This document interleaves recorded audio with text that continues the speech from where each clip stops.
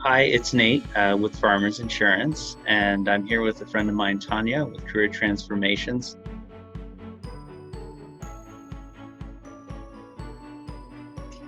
Companies will post a position out there, and oftentimes they don't get the traction that they need, or they get a lot of unqualified talent.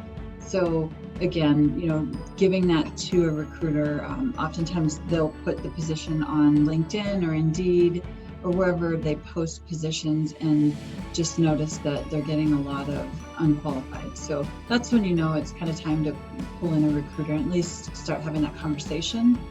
And then also, when organizations go through change, organizational changes can be pretty tricky to manage, and whether the business is growing and there's change in objectives that, could lead to either reduction in force or perhaps adding, new staff. And whether it's good, bad, or ugly, it makes sense to check in with an external recruiter to make sure that all of the personnel needs are filled quickly. And I think the other one would be really when companies aren't sure if they should hire a full-time employee, or if maybe they could do a contractor, 1099, or a temporary employee. So an external recruiter can help them make that distinction, saving them time and money. That's a good point. I hadn't thought about that.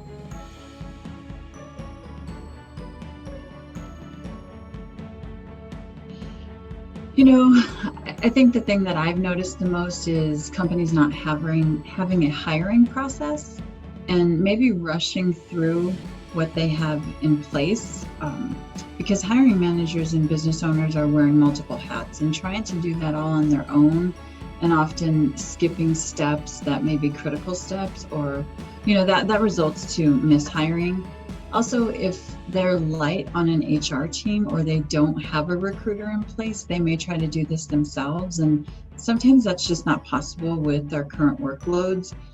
You cannot rush hiring talent. And when you do, it's when you mishire, unfortunately. It costs the company a lot of money in turnover expenses. Very true. Very true. I've experienced that my own self. So.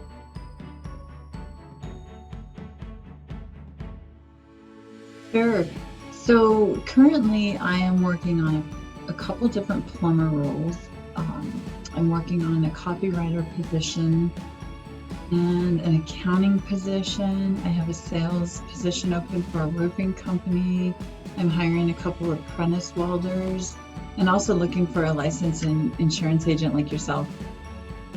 Most of those positions are a lot different from what I've been doing the 17 years of recruiting in HR.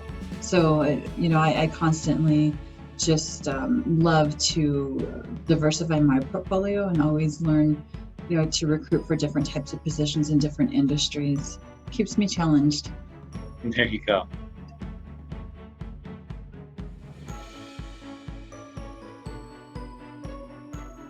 As far as jobs that you've helped people place, what's one of the more interesting or bizarre ones that you've done so far?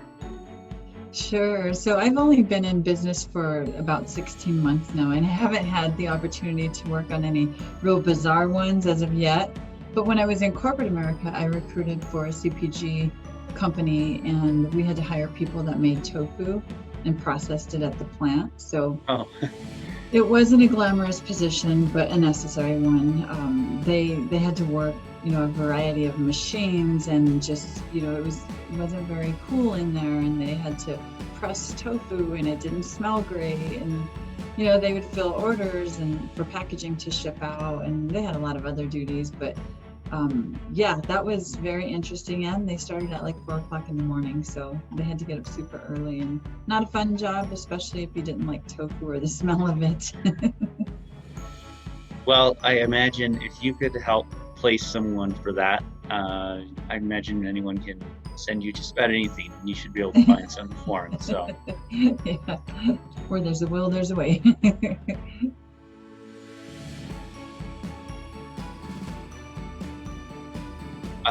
One last thing, I always ask people that are people that are out there that doing their own businesses, taking that risk, taking that chance. what advice do you have for somebody who might be wanting to start a business or going out and doing their own venture? I would say, planning, strategic planning is so important. And when I was in corporate America, I was just blessed with this opportunity to go through an implementation of EOS, which is Entrepreneurial Operating System. And basically, it gave me the wherewithal to start my business. And I'm just so thankful of that because it really helps you outline your vision and your 10-year target and kind of break it down from there. So just heavy planning and consistent planning. Don't ever lose sight of that because it's so important to be successful.